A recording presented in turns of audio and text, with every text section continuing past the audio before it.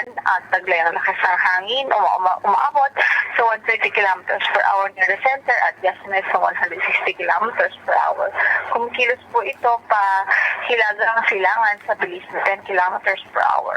Meanwhile, yung southwesterly wind flow nakaka-apekto sa western section ng Central Luzon, Southern Luzon at Visayas. So, saan natin yung mga pagulan sa Western Visayas, Palawan, Occidental Mindoro, Bataan at Zambales. Ngayon ay nakadaas din ang thunderstorm advisory sa Rizal, Bulacan, Quezon, Pampanga, Metro Manila, Bataan, at maging sa Zambales. Kaya pinapayuhan natin mga kababayan na magdala pa rin ng payong saan man ang lakad sa araw na ito.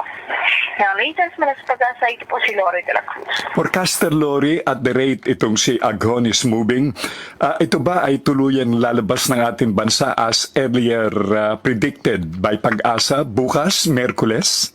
Yes, possible po, sir. I see. Binaba na ba lahat ng mga signals, Forecaster Lori? Opo, sa ngayon po, ay listed na po yung ating signals. Very well said. So, wala bang nasisilip na namumuong pagsama ng panahon ang Pag-asa, Forecaster Lori? O sa ngayon, ay wala na po tayong inaasahan na at least in the next 2 to 3 days po.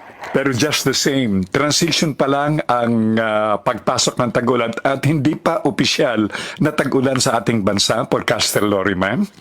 Yes, affirmative, sir. I see. Thank you so much, Forecaster Lori. Have a good Tuesday morning, ma'am. Say, weather forecast.